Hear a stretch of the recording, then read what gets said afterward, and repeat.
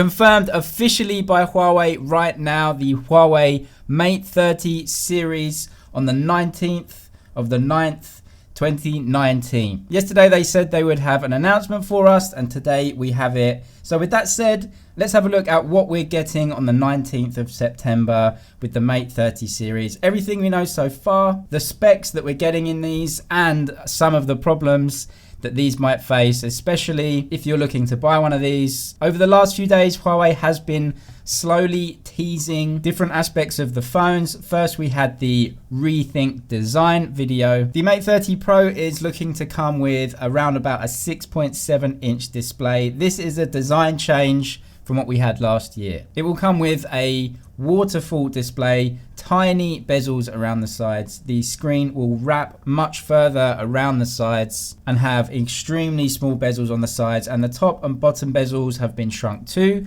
although Huawei is keeping the notch. With that notch, they've actually added more sensors and cameras up there. And then we have the Mate 30's screen, which is a big upgrade too from the Mate 20, going from an LCD display to an OLED display with an under-screen fingerprint sensor. Yes, a bigger notch, but they are adding another sensor in there. Then we had the rethink sound video from Huawei, and this week they also confirmed the brand new Kirin processors going in the Mate 30 series, called the Kirin 990. Slightly more powerful, slightly more efficient. Huawei are also going to push 5G in this year's Mate 30 series too. For the battery, the Mate 30 with around about a 4,200 mAh battery, the Mate 30 Pro getting around about 4,500 mAh battery. Charging speeds on paper haven't changed, they're still 40 watt, but what has changed on paper is the speed of the wireless charging, going up to now 25 watt wireless charging. That's really quick, among the quickest, if not the quickest in the industry. There are absolutely huge changes in the camera department, especially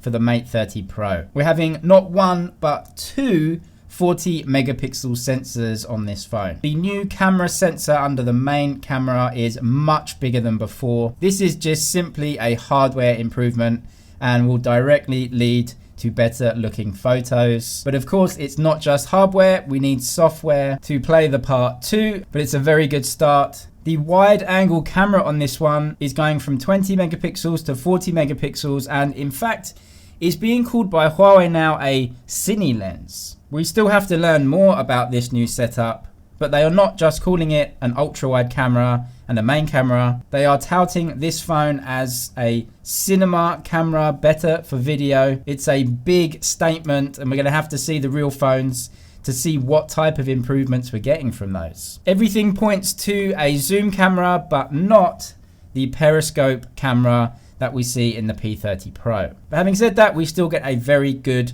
3 or 5 times zoom camera, and then digital zoom further from there. So exciting times just to see what the Huawei Mate 30 series is going to give us, but also a lot of controversy, for lack of a better word, around the launch. We know now that Google have come out and said they will not be supporting Google services on these phones. So that leaves a huge, humongous question outside of mainland China. Will anyone want to buy these? And if you do buy it, how are you going to work Google services on the phone? That's a question that Huawei and Google really haven't answered for consumers. No Google apps, no Google Maps, no Play Store. It's going to be incredibly difficult to justify the purchase if you can't use most of the apps that you probably want to use. That is still unanswered, but on the 19th of September, I guess we'll find out.